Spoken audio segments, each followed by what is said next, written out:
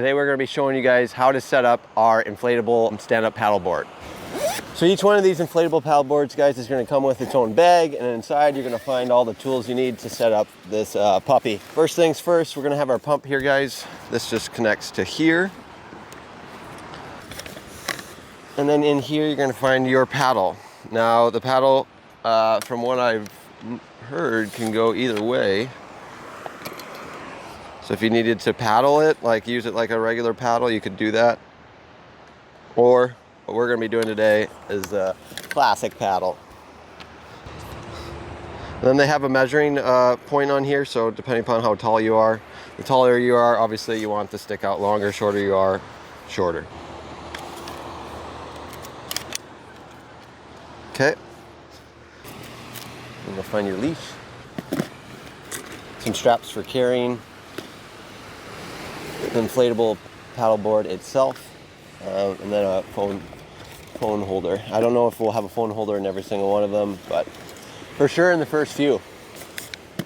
So that's your fin. That's going to go on at the end there. Just slides in. And then we're going to get to the actual paddleboard itself. And just take note, guys, when you're pulling it out, see how it's put in there, how it's wrapped up. You're going to want to reverse that and put it in just as tight, or else it will not fit.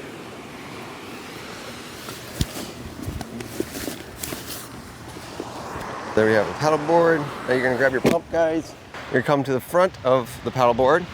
Make sure there's no sand on there again.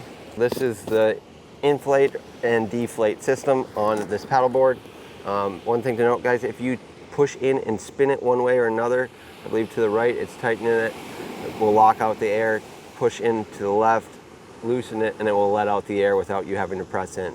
Every time you press in on this valve, air is going to release.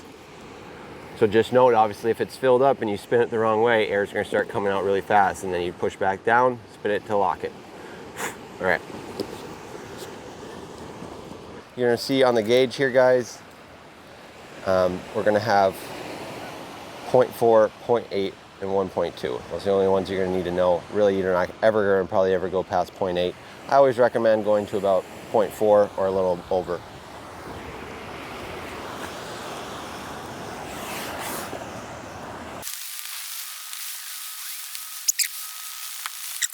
We do have bigger pumps at the store that you could rent out, but they only come with the Mission Reef mats. We may possibly get some bigger pumps in the future. There is an electric pump available at the store that you could rent out as well. But if you're out here with 2 people or a group of people, each person takes about 5 minutes on it. I'd say 10 to 15 minutes to get it fully set up.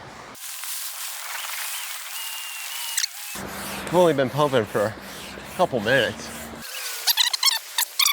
We still got to get to the 0.4 psi. Really, you're just trying to get to that 0.4, guys, to make sure it's nice and stiff. So when you're out there, it's not bouncing around like a little spring.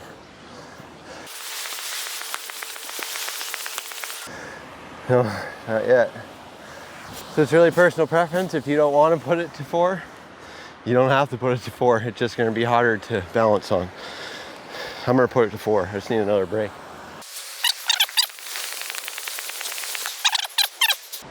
I'm going to get to 0.4 because I said 0.4. Oh wait, I am on 0.4. For good measure, we'll just double pump it. There we go. This is just a hair over 0.4. All right, so then as you guys could see there, it's retaining air. I didn't have to do anything after I already locked it in. And then in front here, you're gonna find a mount for a GoPro. And then you're gonna have some storage in the front for a cooler, a dry bag, like we have here today, we'll show. And then in the back is going to be a handle. We're gonna flip this puppy over. Yeah, if there's a bunch of sand in there, guys, like this, I was hoping maybe I could get it out, but it's best that you just go and rinse it. Or you probably do this.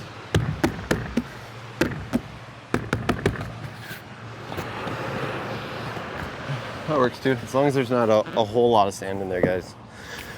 That way it won't slide on if there's a bunch of sand in there, obviously. All right. So I'm doing this the right way. Yep. Appears to be right. Pull that puppy in there. See, now if we had a bunch of sand in there, that wouldn't have went in. So then once you guys get the fin on like this, just want to clear any extra sand out of the way to make sure this thing can slide in there okay. And then you're just going to grab this pin here, apply some pressure, make sure it's in the track. And you're going to see that lock in with that little notch there. There'll be a notch on each side to lock it in. We're going to gently grab it and set it back over. Gently set it down on the fin. Do not ever step on it on the sand. Only step on it when it's in the water. You do not want to break that fin off. So when you're going to grab your leash, again, it's always best to get the sand out of there, guys, just because everything sticks and holds better without sand in the way. Flip that back over like that. Then you're always going to put this on the back leg of one of your legs. Set this to the side here. And then when you guys are ready to bring it in the water, again, it's always best to grab from the back. And now if you're in an area with rocks or coral, do not drag it across the rocks or coral. These are very well known to pop. We've had several pop in the shop before. Just grab it, we're on sand, and we're gonna walk it right to the beach. I usually like to spin it around. I set it on the side so I'm not on the fin, not putting pressure on the fin. Back around where it started. Now what you guys will find here, once you throw this around your leg, most of you guys are probably going to be beginners, so you're going to want to start on your knees. So it's best to watch the wave come up like this, grab it again, walk in with it. And then from here, guys, you'll be able to hop on by your knees or your legs and push off and take off. All right, guys, so when you come in from the ocean with your paddleboard, it's best to grab it from the rear, walk it through the sand, and walk it over to the outdoor showers. At every beach, you're going to find some outdoor showers, so make sure you locate them.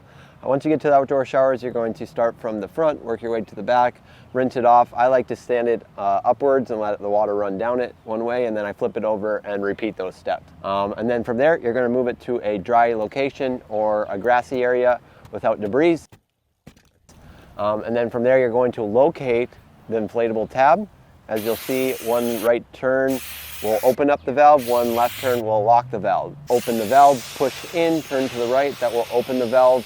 I think that's correct. If it's not, it's turn left. I'd like to fold to the first flap, which would be the first fin, right where the fin ends. So I fold to that flap first, and then I fold it in small sections moving forward until I've rolled it all the way to the end. It's going to be wet most of the time, so make sure you just wipe off all that debris as you roll it in so nothing like rocks or something gets stuck in there. You're going to pack it all into the bag, zip it up, and that should be it.